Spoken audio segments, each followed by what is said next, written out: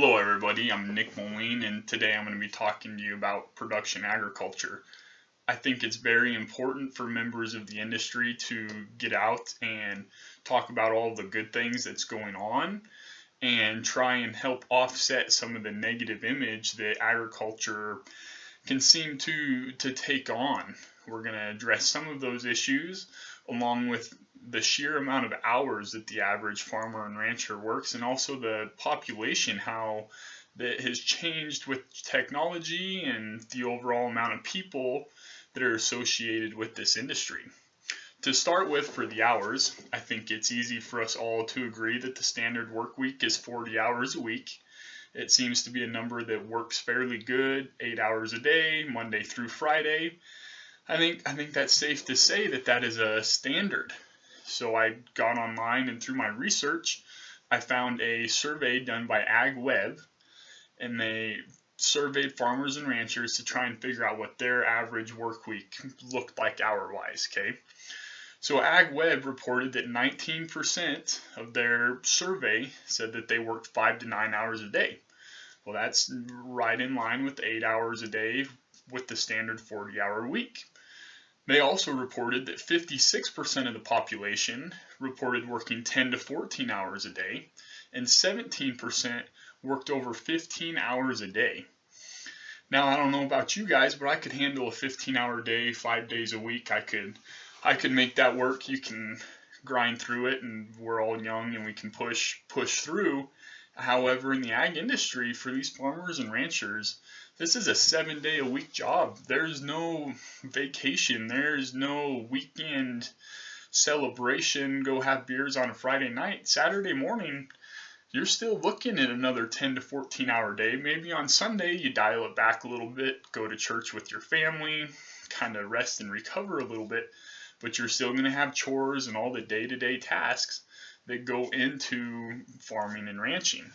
That's a complete change from what the industry, from what the norm of America sees. I think that's a great credit to the character of farmers and ranchers that truly live this lifestyle because they enjoy what they do. There's definitely easier ways to go make more money.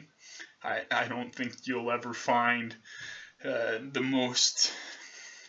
richest person in the world to be a farmer and rancher. That it's not a highly lucrative business, and it is increasingly taxing on your body. It definitely takes a toll mentally and physically. Going on with this, I took a look at the population and how many people in the United States were farmers and ranchers and how many were out there. According to American Farm Bureau, they report about 2.1 million farms and ranches in the United States. Now, there's some negative views about farms and ranches and how they're big corporations and these multi-million-dollar corporations. I thought it was very interesting to see that 99% are family-owned. So that means that the guy you see riding horseback through the pens, the guy driving the tractor, most likely they're the ones calling the shots. It's their business and their livelihood that's on the line. They're not just a labor force for some guy, say in New York, that invested in a farm or ranch. I think that's very cool to see that still 99% of them are still family owned. I think it's also very impressive that on average, one farm can feed 165 people. This is a great credit to the industry, and I think has almost been some of the problem why so many people are now outside of production agriculture, because they just flat don't have to be. We don't have to work every day to find our food and to grow our food for the winter and feed our family. We now have time to go on and to pursue other ideas, to go to college, to try all these other options that just weren't around 200 years ago. Only about 257,450 farmers and ranchers are classified in the millennial age group. This is an increasingly bigger problem as the years go by, because our workforce in this industry is just getting older and older, and we're not getting the new people into it. There's several reasons why, and that could be a whole nother speech in itself, but I think it's something that we need to be aware of. And with that being said, only about 2% of the entire U.S. population are farmers and ranchers. So that means that less than 2% is able to feed the other 98%. That's incredibly efficient. As the average American continues to move farther and farther away from agriculture, I thought it'd be interesting to take a look at what that change has looked like over the years. I went all the way back to the time where the country started, so we're going back to 1790 is when I was able to find the first statistics, and it said that 90% of the population were farmers and ranchers. Now this makes sense. We didn't have the technology we didn't have tractors, everything was horse driven. You truly had to work every day of your life to provide directly for your family. There weren't grocery stores because farmers and ranchers weren't able to produce a surplus to sell. They needed everything for themselves. Now, in 2014, the numbers of farmers and ranchers was down to under 2%. So over the course of over 200 years, about 220 years, we've decreased by 88%. The rate of change has plateaued since about 1990. The highest rate of change was during 1980 to 1990, when we lost about 50% of the population, so about 3 million farmers and ranchers. That's a fairly significant decrease in a short time, and I think that's a credit to the technology and the technology advancements that have been made. Now I'm going to touch a little bit about some of the negative personas. This could be an incredibly long speech in itself.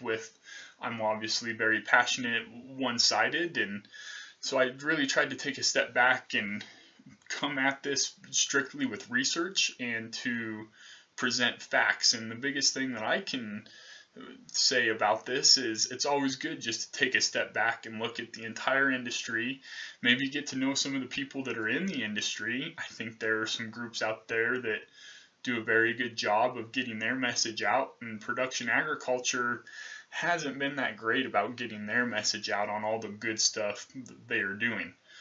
One interesting fact is that since the Dust Bowl, we've had worse droughts. However, because of how much more efficient we are with our farming, we haven't had the negative impacts. The Dust Bowl was such a catastrophic event because we went through this terrible dry spell, and guess what just came out? Tractors. We just had the ability to plow up acres and acres and acres of land way quicker and way more efficient than we ever had been before. So everybody was going crazy. They were plowing up their fields. They were just going out and getting their work done in, a quarter of the time. And then no rain, and so you have all this loose soil. Now we have figured out better ways to farm, and it became more efficient as an industry, so that when we do go through those terrible droughts like Kansas is in right now, we don't have nearly the negative side effects. Some other things that I think that people aren't all the way aware of is branding. Why we brand livestock. It's truly a way for ownership. You have somebody's livelihood here, and their entire business is wrapped up in these 200 head of calves. That's their paycheck for the year. If somebody came and stole your paycheck, wouldn't you want it to be traceable? That brand is essentially your ownership. That lets people know who they belong to and makes it traceable if anything were to ever happen to them. Overall, today we've touched briefly about the total hours that have been worked and the decrease in the population that is due to farmers and ranchers becoming more efficient. We also briefly talked about some of the negative personas, and I highly encourage everybody to try and do some more of their own research to truly get down to the bottom of some of these negative images that agriculture production has, and maybe take a minute to thank the farmers and ranchers that are putting in these long hours so that we can all pursue other interests of our own.